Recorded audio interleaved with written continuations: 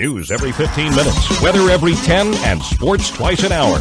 Newstalk, KGVO, AM 1290 and 101.5 FM. You're listening to Montana Morning with Peter Christian. More details on the killing of 4 mountain lions near a Missoula bus stop. Good morning, everyone. It's Montana Morning. It's Thursday, January 19th, 2017. Right now, the sky's cloudy. We have 29 degrees. We do still have black ice conditions on several western Montana roadways. Black ice is reported on I-90 from Frenchtown to Superior, and then again from St. Regis up over Lookout Pass. Highway 200 in the Thompson Falls area is still experiencing black ice. U.S. Highway 12 from Lolo Pass halfway to Lolo is experiencing black ice conditions as well. Our newscast sponsored by Western States Cat, where cat-branded antifreeze at DEF are now 10% off. Montana Fish, Wildlife, and Parks euthanized 4 mountain lions in Missoula this past week after a family in the lower Grand Creek area called in to report that their dog had been killed by the mountain lions. Wildlife conflict specialist Jamie Junkel was on the scene. We have quite a few lions in and around the Missoula Valley right now. Most of them are just down with the elk and deer herds for the winter. But this particular female with 3 juveniles preyed on a dog, sadly. And when we see that sort of behavior, kind of throws up some red flags. It means something's just not quite right. There were concerns about the mountain lion attack because it was near a bus stop used by children, but Jonkel said barren mountain lion reports near bus stops are common, and that this did not lead to the decision to euthanize the mountain lions. If you look where most bus stops are for kids, pickup sites, it drives me insane. It's right where 2 or 3 drainages junction together, always a good crossing area for all wildlife, including lions. But it's also right where everyone stores their garbage cans, too. Jonkel said the fact that the lions were hunting dogs shows a degree of habituation that could lead to more dangerous altercations. A trial is underway here in Missoula in the case of the former CEO of Vans, charged with defrauding the employee-owned electronics and appliance store, forcing it into bankruptcy. Defense attorney Michael Sherwood told jurors that prosecutors could not prove that George Leslie Manlove intended to defraud the company founded by his own father-in-law. The charges against Manlove and his co-defendant Paul Lynn Nisbet included allegations that they created real estate holding companies, bought property, and had Vans lease that property at above-market rates to repay the loans used to buy the property. Prosecutors allege Manlove used money from Vans for personal expenses, including $200,000 in tuition to receive a master's degree in business administration. Sherwood argued that Manlove had the authority to spend that money.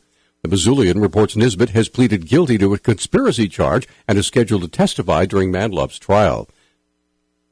Missoula County Attorney Kirsten Pabst has released her office's 2016 annual report containing an increase in the number of crimes reported in 2015. There were 671 felony files that our office handled. The misdemeanors were 1,182, and then 50 juvenile cases, which puts us at a total of 1,903 cases, not quite 200 more than we were at last year. Pabst recalled one of the more memorable cases her staff handled last year. You're familiar with the Scott Price and Sarah McKnight cases involving the deliberate homicide of a woman at the Super 8 and the attempted deliberate homicide of another woman at Fresh Market. Chief Deputy Jason Marks and myself handled those cases. Both of them were sentenced to essentially the rest of their lives behind bars. The entire annual report is attached to the story on our website at newstalkkgvo.com, and of course, Kirsten Pabst appears weekly on KGVO's Talkback radio show every Friday with a report from her office.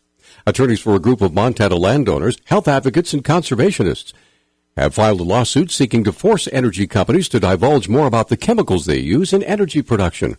Oil and gas industry regulators in September denied a petition to make companies disclose the details on chemicals used during fracking, hydraulic fracturing. A lawsuit challenging that decision was filed yesterday in state court in Lewis and Clark County. At around 2:30 on Tuesday, Missoula police responded to a report of a disturbance between a man and a woman. Public Information Officer Travis Welsh said the man left before police arrived, but the woman described what happened. She is a 21-year-old woman who described an argument that she'd had with her boyfriend that escalated into a physical confrontation to the extent that she reported that her boyfriend actually put her in what she described as a, quote, chokehold and and strangled her twice during the altercation. After the woman placed the 911 call, the suspect, 36-year-old Anthony Gonzalo, apparently tried to destroy the phone. The whole fight broke out over breakfast. The woman was trying to make breakfast and couldn't find groceries to do that, despite having just gone out and spent a lot of money on groceries. And that's what started with the argument with the male. And at this time, he is being held on a criminal contempt, aggravated assault, partner or family member assault, and criminal mischief. Gonzalo was also wanted on a felony warrant. A delegation of Orthodox Jewish rabbis from the U.S. and Canada is thanking Montana Governor Steve Bullock and state leaders for defending a northwestern Montana Jewish community that was the target of threats and harassment by white supremacists. The rabbis say they plan to counter the threats by sending 4 students from Whitefish to visit Poland's Auschwitz-Birkenau Memorial Museum and by mailing the first 5 books of the Torah to every Jewish family in Montana. The delegation met with Bullock and legislators yesterday in the state capitol. From there, they plan to travel to Whitefish to meet with Jewish community members. This week, the Montana House Judiciary Committee took up a bill sponsored by Representative Daniel Zolnikoff that would allow passengers in a vehicle to drink alcoholic beverages. The bill's been referred to as the Road Beer Law, and Zolnikoff argues it's time to stop treating adults like children. The goal is just literally, as easy as I can put it, to allow someone riding from point A to point B to have a beer or a drink if they want to. But when it comes to DUIs, there are fines for that, there are laws for that, there's punishments for that. The one thing, though, I just want to put on the record and put out there is it's funny how many people react and are treating adults like children with this legislation. Zolnikoff says the current Montana law concerning open containers is so strict that most people buy alcohol are already breaking it. Most Montanans, I would say, are already breaking a law with open container anyway, because if you read the law, if you have an open container that's not in your trunk or locked in the glove box and it's sitting next to you, and even if it's beers that have not been opened, wine that was once previously opened and closed again, anything along those lines, you can get an open container ticket. Right now, Montana law allows exemptions for alcohol consumption in vehicles like licensed taxis and limos, but not for the general public.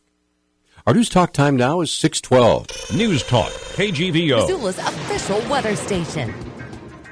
Areas of fog this morning with pockets of freezing rain developing through the morning commute. Daytime highs will top out in the upper 30s. Tonight, a slight chance of showers. Overnight lows will drop into the teens. I'm meteorologist Brooke Foster for Missoula's KECI 13.